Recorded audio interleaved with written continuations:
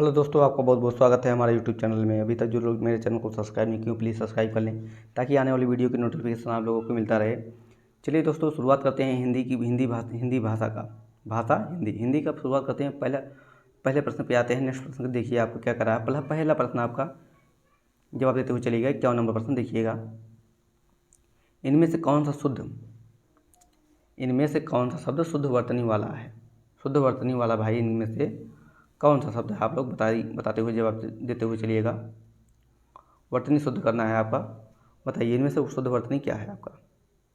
इसमें से शुद्ध वर्तनी जो है आपका पारगम्य। क्या है? पारगम। ऑप्शन एक यहाँ पे बिल्कुल सही हो जाएगा, पारगम। परागम गलत हो जाएगा, परोगम गलत हो जाएगा, परिगम गलत हो जाएगा। ये जो सही है आपका ऑप्शन एक यहाँ पे बिल्कुल सही हो जाएगा, पारगम्य। शुद्ध वर्तनी आपका बिल्कुल सही है, आपका ऑप्शन एक यहाँ पे। अभी तक जो लोग मेरे चैनल को सब्सक्राइब नहीं किए, प्लीज़ सब्सक्राइब कर लें ताकि आने वाली वीडियो की नोटिफिकेशन आप लोगों को मिलता रहे। ऐसे ही 50 प्रश्नों का जवाब देते हुए चलेंगे हिंदी में जितने 50 प्रश्न में से आप लोगों को जवाब देते हुए चलिएगा। और कितने लोग कितना सही करते हैं कमेंट करके ज़रूर बताइएगा, कितना सही कर पाते हैं आप लोग। चलिए देखते हैं। ऐसे बहुत ही अच्छे अच्छे प्रश्न हैं आपके। आगे देखिए क्या कह रहा है। हिंदी भाषा का वह कौन सा रूप मानक हिंदी के रूप में स्वीकार किया गया है? बताइए भाई, हिंदी भाषा का कौन सा रूप जो है मानक हिंदी के रूप में स्वीकार किया गया है? ये जो है आपका खड़ी बोली जो है आपका खड़ी बोली। ऑप्शन सी यहाँ पे बिल्कुल करेक्ट हो जाएगा। खड़ी बोली जो इतने लोग बता रहे हैं यहाँ पे उनका बिल्कुल सही हो जाएगा, खड़ी बोली। चलिए नेक्स्ट देखिए। आलोचना जो है, आलोचना का पर्यायवाची क्या है? आलोचना का पर्यायवाची जो है आपका समीक्षा है। क्या है? समीक्षा। ऑप्शन सी यहाँ पे बिल्कुल करेक्ट हो जाएगा, समीक्षा। आलोचना का पर्यायवाची क्या है? समीक्षा है। ऑप्शन सी बिल्कुल करेक्ट हो जाएगा। चलिए नेक्स्ट देखिएगा।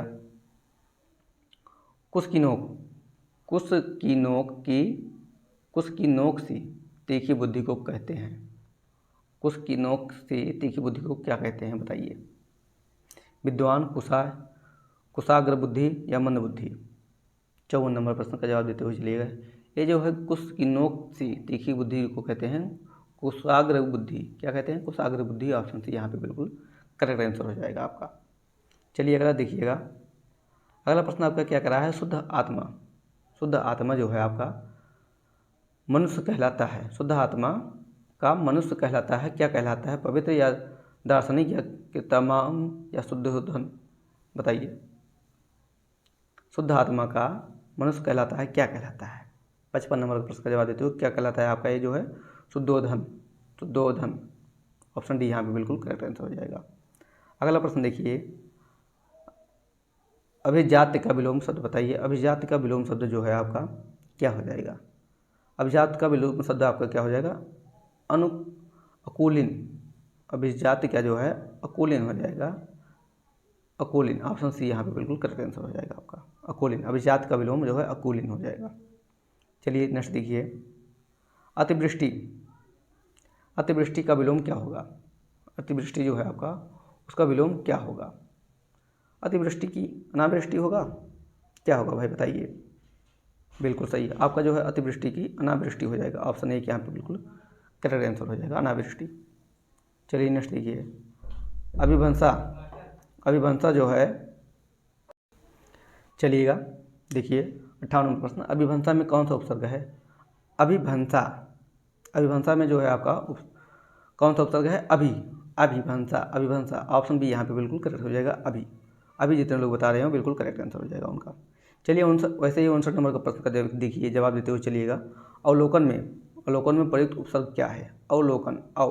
अवलोकन में आपका जो है अव हो जाएगा। क्या हो जाएगा? उपसर्ग अव।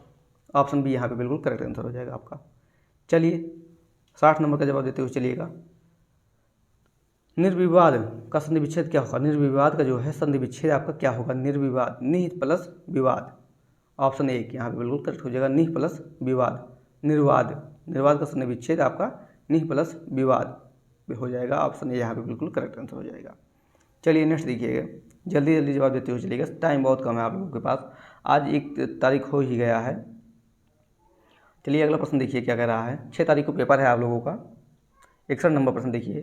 प्रत्यंक में समास है। प्रत्यंक में समास क्या है भाई? इसमें जो समास है आपका तत्पुरुष समास है। क्या है? तत्पुरुष समास है। ऑप्शन डी यहाँ पे बिल्कुल करेक्ट आंसर हो जाएगा। तत्पुरुष समास है यहाँ पे। चलिए नेक्स्ट देखिए, त्रिफला। त्रिफला में समास बताइए। समास बताना है त्रिफला में।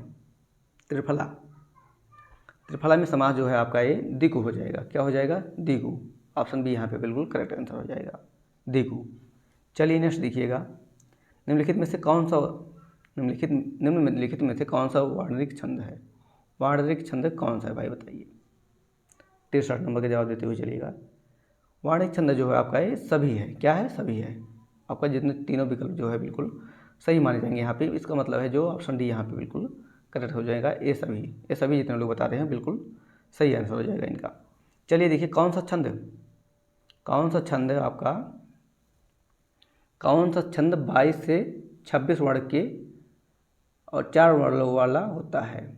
4 चरणों वाला होता है 22 और 26 वर्ण। कौन सा छंद बताइए? कौन सा छंद 22 से 26 वर्ण और 4 चरणों वाला होता है? दोहा, सोरठा, सवैया, कवित्त, बताइए। इसका जो है आपका क्या हो जाएगा? 64 नंबर का जवाब देते हुए चलिए, जो आपका जो है सवैया हो जाएगा। क्या हो जाएगा? सवैया। ऑप्शन सी बिल्कुल करेक्ट आंसर हो जाएगा आपका। चलिए नेक्स्ट देखिएगा, 65 नंबर प्रश्न आपका क्या कह रहा है?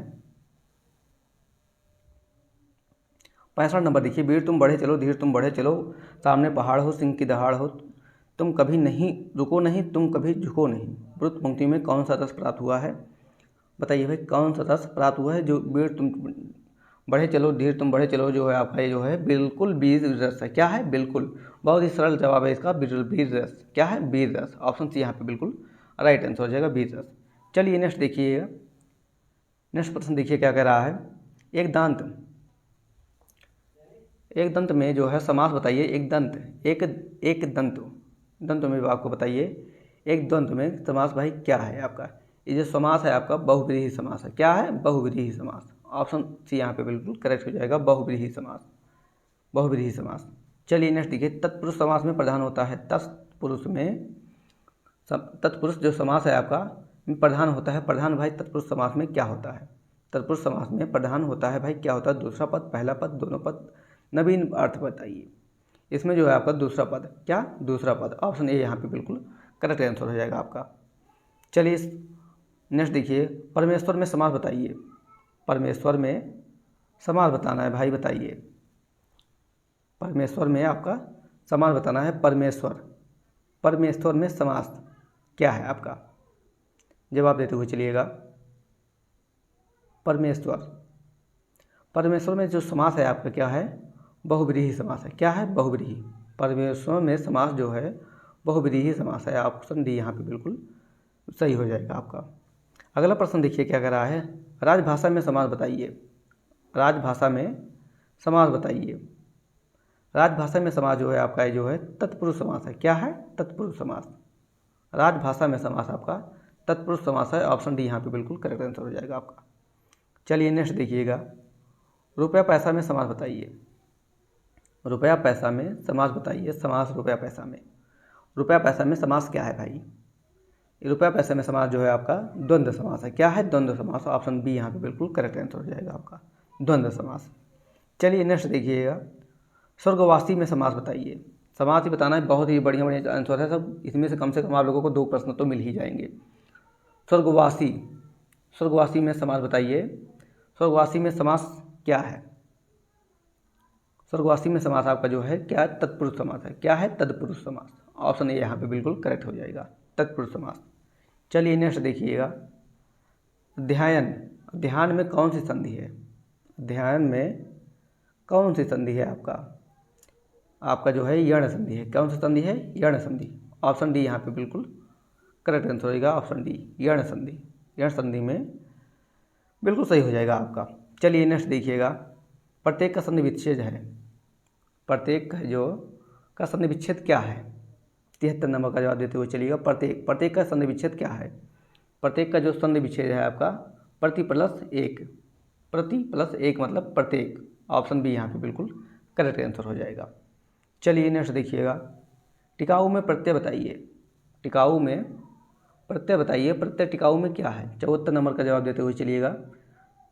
टिकाऊ में प्रत्यय जो है आपका, टिकाऊ में प्रत्यय आऊ टिकाऊ। ऑप्शन डी यहाँ पे जितने लोग बता रहे हैं बिल्कुल सही हो जाएगा, आऊ। आऊ ऑप्शन डी यहाँ पे बिल्कुल सही हो जाएगा। चलिए तैराक, नेक्स्ट देखिए, तैराक में कौन सा प्रत्यय है? तैराक में कौन सा प्रत्यय है? तैराक में तैराक, आक, तैराक में प्रत्यय जो है आपका बी है। ऑप्शन नंबर 1 बी यहाँ पे बिल्कुल सही हो जाएगा, आग। तैराक ऑप्शन बी, आग जितने लोग बता रहे हैं ऑप्शन बी यहाँ पे बिल्कुल करेक्ट हो जाएगा, आग हो जाएगा आपका। तिरस्कार का संधि विच्छेद होगा, बताइए। बहुत ही सरल सा क्वेश्चन है, जल्दी जल्दी जवाब देते हुए चलिएगा। तिरस्कार का संधि विच्छेद क्या होगा भाई? तिरस प्लस कार, टी प्लस कार, या तिरह प्लस कार, या तिर प्लस कार। आपका जो है इसमें से तिरस प्लस कार, ऑप्शन 1 यहाँ पे बिल्कुल सही हो जाएगा। तिरस प्लस कार, तिरस्कार, ऑप्शन 1 यहाँ पे बिल्कुल सही हो जाएगा आपका। चलिए नेक्स्ट देखिए, शंकर का संधि विच्छेद क्या होगा? शंकर का संधि विच्छेद जो है आपका क्या होगा? सम प्लस कर, क्या होगा? सम प्लस कर, सन प्लस कर, सं प्लस कर, सना प्लस कर। इसमें से जो आपका जो है आपका सम प्लस कर, शंकर, समकर, सम कर, ऑप्शन 1 यहाँ पे बिल्कुल राइट आंसर है। ध्यान से देखिए, पढ़िएगा तो समझ में आ जाएगा आपका संधि विच्छेद शंकर का क्या होगा। आपका ऑप्शन नंबर 1 यहाँ जितने लोग बता रहे हैं बिल्कुल करेक्ट हो जाएगा, सम प्लस कर मतलब शंकर, ऑप्शन 1 यहाँ पे बिल्कुल करेक्ट हो जाएगा। चलिए नेक्स्ट देखिएगा, व्यर्थ का सही संधि विच्छेद क्या है? व्यर्थ का सही संधि विच्छेद बताइए क्या है? व्यर्थ, वह प्लस अर्थ, वह, व्या प्लस थर्ड, या बी प्लस अर्थ, या वह प्लस अर्थ। बताइए, 78 नंबर का जवाब देते हुए चलिएगा, कमेंट करके बताइएगा पहले भाई, तभी हम बताएंगे व्यर्थ का सही संधि विच्छेद क्या है। जो है आपका बी प्लस अर्थ जो है व्यर्थ हो जाएगा। बी प्लस अर्थ जितने लोग बता रहे हो बिल्कुल सही हो जाएगा, ऑप्शन सी यहाँ पे। ऑप्शन सी जितने लोग बता रहे हो बिल्कुल सही आंसर हो जाएगा उनका। चलिए नेक्स्ट देखिए, निष्फल। निष्फल जो है आपका किस प्रकार की संधि है? निष्फल जो है आपकी किस प्रकार की संधि है? 79 नंबर का जवाब देते हुए चलिएगा। निष्फल जो है आपका विसर्ग संधि है। क्या है? विसर्ग संधि, ऑप्शन सी यहाँ पे बिल्कुल करेक्ट आंसर हो जाएगा। नेक्स्ट देखिएगा, छंदमाला किसकी रचना है? छंदमाला जो है आपकी किसकी रचना है? छंदमाला किसकी रचना है? देव कवि की, या भिखारी दास की, या मतीराम की, या केशव दास की? बताइए, जवाब देते हुए चलिएगा। 80 नंबर का जवाब दीजिए, कमेंट करके बताइए जल्दी से। 80 नंबर का जवाब देते हुए चलिए, छंदमाला किसकी रचना है? जवाब देते हुए चलिएगा। आगे और ही अच्छे अच्छे प्रश्न दिए गए हैं, इसलिए पूरा वीडियो देखिएगा। बताइए भाई, 80 नंबर का प्रश्न का जवाब जल्दी से देते हुए चलिएगा। छंदमाला किसकी रचना है? छंदमाला जो रचना है आपका, हम ही बता दे रहे हैं आपका, ऑप्शन सी केशव दास। ऑप्शन सी जितने लोग बता रहे हैं बिल्कुल सही हो जाएगा, केशव दास। केशव दास जो है छंदमाला की रचना की है। चलिए नेक्स्ट देखिएगा, अगला प्रश्न देखिए 81 नंबर, गिराना। गिराना किस प्रकार की प्रक्रिया है? गिराना किस प्रकार की क्रिया है भाई? बताइए, गिराना जो है आपका किस प्रकार की क्रिया है? ये जो क्रिया है आपका प्रेरणार्थक क्रिया है, ऑप्शन सी यहाँ पे बिल्कुल करेक्ट हो जाएगा। चलिए आगे देखते हैं इसके प्रश्न के क्या कह रहा है। 82 नंबर का जवाब देते हुए चलिएगा, विशिष्ट का विपरीतार्थक शब्द क्या है? बताइए भाई, विशिष्ट का विपरीतार्थक शब्द क्या है? विशिष्ट का जो है आपका विपरीतार्थक शब्द क्या है? आपका सामान्य, ऑप्शन बी यहाँ पे जितने लोग बता रहे हैं बिल्कुल करेक्ट आंसर हो जाएगा। चलिए नेक्स्ट देखिए, साकार का विपरीतार्थक, 83 नंबर का जवाब देते हुए चलिएगा। साकार का विपरीतार्थक शब्द क्या है? वो साकार का बताइए भाई। साकार का निराकार हो जाएगा, बिल्कुल सरल है, ऑप्शन बी यहाँ पे बिल्कुल करेक्ट हो जाएगा, साकार का निराकार। चलिए नेक्स्ट देखिएगा, 84 और 85 में क्या बताना है? सही विकल्प चुनकर बताना है शुद्ध वाक्य का। इसका एक गलत वाक्य दिया गया है, उसे शुद्ध वाक्य चुनकर बताना है आपको 84 और 85 में। चलिए भाई बताइए, इस लड़की ने दही गिरा दी। इस लड़की ने दही गिरा दिया, इस लड़की का दही गिरा दिया, या इस लड़की की दही गिरा दिया, या इस लड़की से दही गिरा दी। 84 नंबर का शुद्ध इसको करना है, इस लड़की ने दही गिरा दी का मतलब इसका आपका मतलब क्या हो जाएगा? बताइए भाई, इन चारों विकल्प में आपका क्या सही होगा? आपका जो सही होगा वो है, जो बिल्कुल सही है आपका इस लड़की ने दही गिरा दिया। ऑप्शन ए यहाँ पे बिल्कुल करेक्ट आंसर हो जाएगा, बिल्कुल सही हो जाएगा आपका। इस लड़की ने दही गिरा दिया। चलिए इसी तरह से 85 नंबर देख लेते हैं। आंसू से आंचल भीग गई। आंसू से आंचल भीग गई। आंसुओं से आंचल भीग गया या आंसू से आंचल भीग गया या आंसुओं से आंचल भीग गई या आंसू से आंचलें भीग गई। सही शब्द, सही मतलब वाक्य चुनिए भाई। इनमें से क्या है शुद्ध वाक्य, क्या है इसमें से जो शुद्ध वाक्य है आपका, आंसुओं से आंचल भीग गया। आंसुओं से आंचल भीग गया। ऑप्शन ए यहाँ पे बिल्कुल करेक्ट आंसर हो जाएगा। चलिए नेक्स्ट देखिएगा, 86 नंबर प्रश्न का जवाब देते हुए चलिएगा। भविष्य में होने वाले 86 नंबर प्रश्न का जवाब देते हुए चलिएगा। भविष्य में होने वाला के लिए एक शब्द क्या है? भविष्य में होने वाला के लिए एक शब्द क्या है भाई? भावी, अभिभावी या फिर भविष्यवक्ता या फिर अतीत या पुरातनता? बताइए भाई। भविष्य में होने वाला जो एक शब्द है आपका भावी है। क्या है? भावी। ऑप्शन ए यहाँ पे बिल्कुल करेक्ट आंसर हो जाएगा आपका। चलिए नेक्स्ट देखिएगा। निम्नलिखित में से कौन गणेश का पर्यायवाची नहीं है?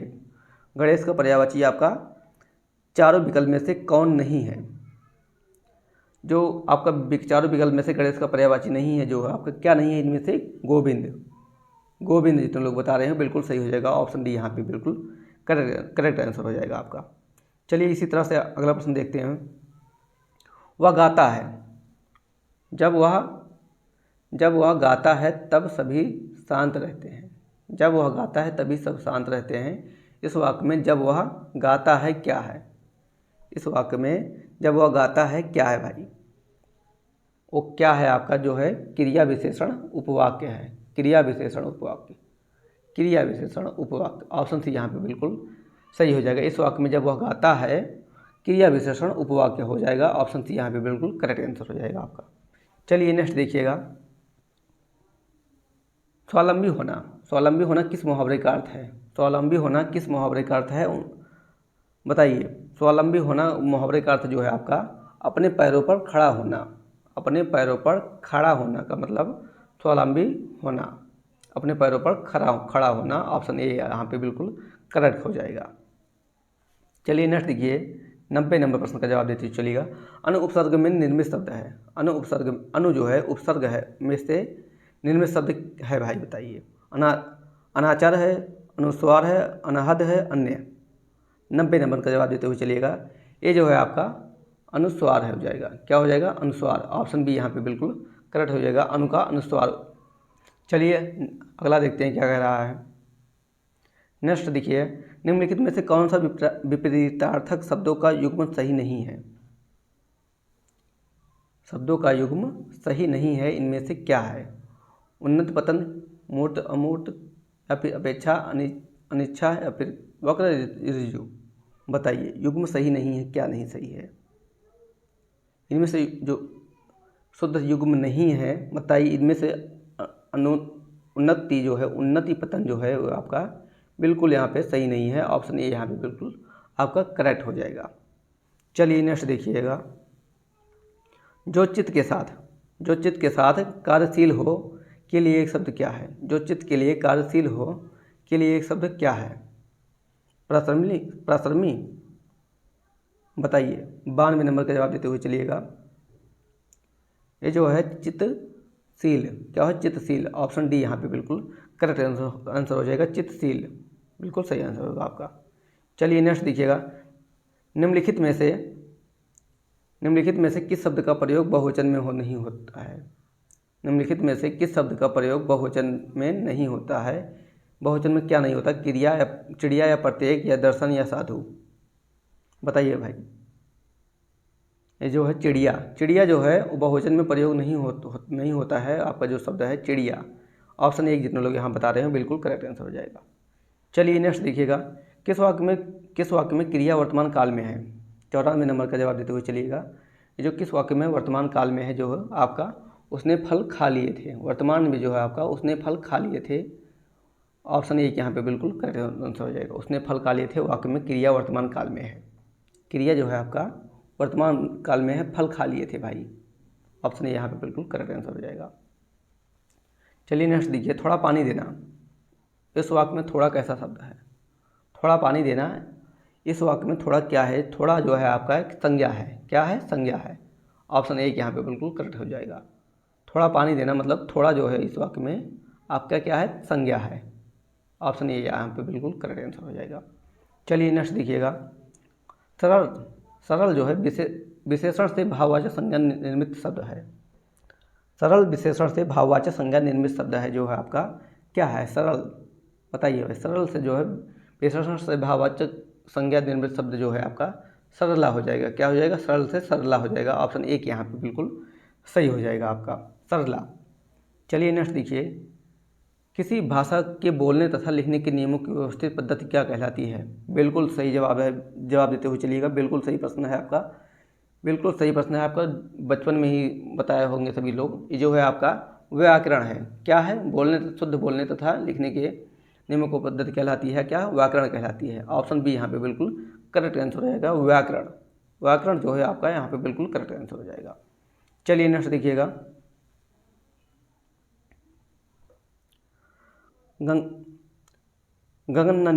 गगनांचल जो है आपका में कौन सा समास से उपयुक्त है भाई? तो समास जो है आपका प्रयुक्त किस कौन सा है? तत्पुरुष समास, कर्मधारय समास, अव्ययी भाव या बहुविधेयी भाव? बताइए भाई, अव्ययी भाव या फिर बहुविधेयी? जवाब देते हुए चलिए। गगनांचल में कौन सा समास उपयुक्त है? तत्पुरुष समास उपयुक्त है। क्या उपयुक्त है? तत्पुरुष समास। ऑप्शन ए यहाँ पे बिल्कुल सही हो जाएगा। गगनांचल में जो है समास उपयुक्त है क्या? तत्पुरुष समास है। ऑप्शन ए यहाँ पे बिल्कुल करेक्ट आंसर हो जाएगा। इसी तरह 99 प्रश्न वाले में देखिएगा क्या कह रहा है, निम्न में कौन संयुक्त स्वर का उदाहरण नहीं है? ए, ऐ, ओ, औ, ओ, आ। बताइए। आ जो है आपका बिल्कुल यहाँ पे सही हो जाएगा। संयुक्त स्वर का उदाहरण नहीं है जो है आपका ये आ हो जाएगा, बड़ा आ। ऑप्शन डी यहाँ पे बिल्कुल करेक्ट आंसर हो जाएगा आपका। चलिए नेक्स्ट अगला प्रश्न देखिए, लास्ट प्रश्न देखिए, 100वां नंबर प्रश्न। वर्णों के मेल से जिस सार्थक वर्ण समूह या ध्वनि समूह की सृष्टि होती है उसे कहते हैं, उसे क्या कहते हैं? सृष्टि होती है जो उसे कहते हैं आपका क्या कहते हैं? शब्द कहते हैं। क्या कहते हैं? शब्द।